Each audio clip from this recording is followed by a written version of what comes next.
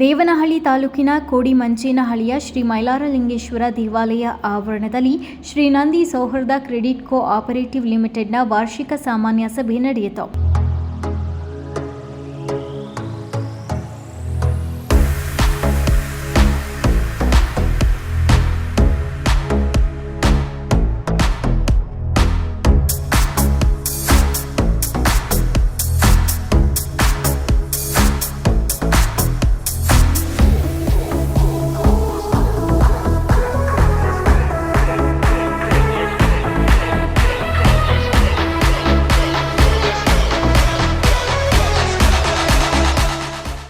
ವೀರಶೈವ ಮಹಾಸಭಾದ ತಾಲೂಕು ಅಧ್ಯಕ್ಷ ರಮೇಶ್ ಮಾತನಾಡಿ, ಸಮುದಾಯದ ಯುವ ಪೀಳಿಗೆಯು ಶಿಕ್ಷಿತರಾಗಿ ಎಲ್ಲ ರಂಗಗಳಲ್ಲೂ ಭಾಗಿಯಾಗಿ ಹೆಸರು ಗಳಿಸಬೇಕು. ಈಗಿನ ವಿದ್ಯಾರ್ಥಿಗಳು ಪುಸ್ತಕವನ್ನ ಓದುವ ಬದಲು ಫೋನಿನ ವಾಟ್ಸ್ಆಪ್, ಫೇಸ್ಬುಕ್ ಇಂಥಗಳಿಗೆ ಮಾರು ಹೋಗ್ತಿದ್ದಾರೆ. ವಿದ್ಯೆ ಇದ್ರೆ ಸಾಲದು, ಬುದ್ಧಿ ಕೂಡ ಇರಬೇಕು.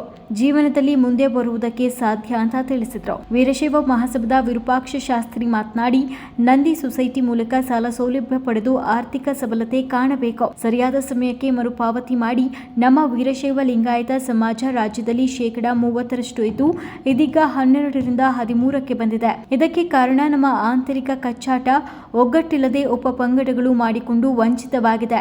ಜನಗಣತಿ ವಿಚಾರದಲ್ಲಿ ಅಖಂಡತೆಯನ್ನ ಕಾಪಾಡಿ ಸರ್ಕಾರದ ಸೌಲಭ್ಯ ಪಡೆಯಲು ಸಹಕರಿಸಿ ಅಂತ ತಿಳಿಸಿದ್ರು. ಸಮುದಾಯದ ವಿದ್ಯಾರ್ಥಿಗಳಿಗೆ ಪ್ರತಿಭಾ ಪುರಸ್ಕಾರ ನೀಡಿ ಗೌರವಿಸಲಾಯಿತು.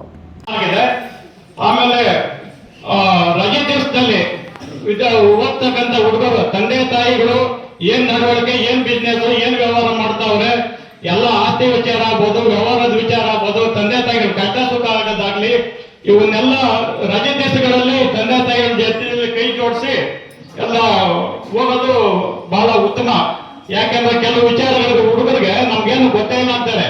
ಯಾವಾಗ ಮದುವೆ ಆಗಿ ಮಕ್ಕಳಾದ್ರೂ ನಮ್ಗೆ ಈ ವಿಚಾರ ಗೊತ್ತಿಲ್ಲ ಅಂತಾರೆ. ಅದಕ್ಕೆ ಈಗಲೇ ಅವ್ರ ಜೊತೆಯಲ್ಲಿ ಕೈ ಜೋಡಿಸಿದ್ರೆ ನಿಮ್ಮ ತಂದೆ ತಾಯಿಗಳ ಸಂಸಾರನು ಚೆನ್ನಾಗಿರ್ತದೆ, ನಿಮ್ಮ ಸಂಸಾರನು ಚೆನ್ನಾಗಿ ಉದ್ಯೋಗ ಆಗ್ತದೆ. ಮತ್ತೆ ವಿದ್ಯೆ ಜೊತೆಗೆ ಬುದ್ಧಿನೂ ಇರಬೇಕು. ವಿದ್ಯೆ ಬುದ್ಧಿ ಎರಡು ಒಂದು ಬಸ್ಗೆ ಮುಂದಗಡೆ 2 ಚಕ್ರ ಇದ್ದಂಗೆ. ಯಾವ್ದಾದ್ರು 1 ಚಕ್ರ ಇಲ್ಲ ಅಂದ್ರೂ ಮುಂದಕ್ಕೆ ಹೋಗಲ್ಲ. ವಿದ್ಯೆ ಬೇರೆನೆ, ಬುದ್ಧಿನೇ ಬೇರೆ. ಬುದ್ಧಿ ಇದ್ದವನು ಜೀವನ ಮಾಡ್ತಾನೆ. ವಿದ್ಯೆ ಇರೋನು ಬಹಳ ವಿದ್ಯೆ ಇರೋರು ಏನ್ ಮಾಡ್ತಾರೆ, ಬೇರೆ ಕಡೆ ಕೂಲಿ ಕೆಲಸಕ್ಕೆ ಹೋಗಿ ಜೀವನ ಮಾಡೋದು, ಸಂಬಳ ತಗೊಂತಾರೆ. ಬುದ್ಧಿ ಇರೋನು ಏನ್ ಮಾಡ್ತಾನೆ, ವಿದ್ಯೆ ಬುದ್ಧಿ ಎರಡೂ ಇದ್ರೆ ಅವನು ಉನ್ನತ ಮಟ್ಟಕ್ಕೆ ಹೋಗಿ ಬೆಳವಣಿಗೆ ಎಲ್ಲ ಕಾಣಿಸ್ತಾನೆ. ಮತ್ತೆ ನಮ್ಮ ಜಾತಿ ಗಣಗತಿದ್ದು ಮಹಾಸಭಾ ಒಂದು ತೀರ್ಮಾನ, ಅವರು ಏನು ವಿಚಾರ ಅಂತ ಎಲ್ಲ ಹೇಳ್ತಾರೆ, ಯಾವ ಉತ್ತರ ಬರ್ಸ್ಬೇಕು ಬಿಡ್ಬೇಕು ಅಂತ ಹೇಳಿ. ಮಹಾಸಭಾದಲ್ಲಿ ಏನು ಯಾವ ತರ ಪ್ರಕಟಣೆ ಮಾಡ್ತಾರೋ ಅದನ್ನೆಲ್ಲ ನಾವು ಮೆಸೇಜ್ಗಳಲ್ಲಿ ಮತ್ತೆ ಇಂದಿನ ದಿನಪತ್ರಿಕೆಗಳಲ್ಲಿ ಬರ್ತಕ್ಕಂಥ ಇದರಲ್ಲಿ ನಾವು ವಿಚಾರ ಎಲ್ಲ ಮುಟ್ಟಿಸ್ತೀವಿ. ಮತ್ತೆ ಆದಷ್ಟು ಫೋನಲ್ಲಿ ಎಲ್ಲ ಸೇರಿಸಿ ಅದೆಲ್ಲ ಮಾಡ್ತಾ ಇದೀವಿ.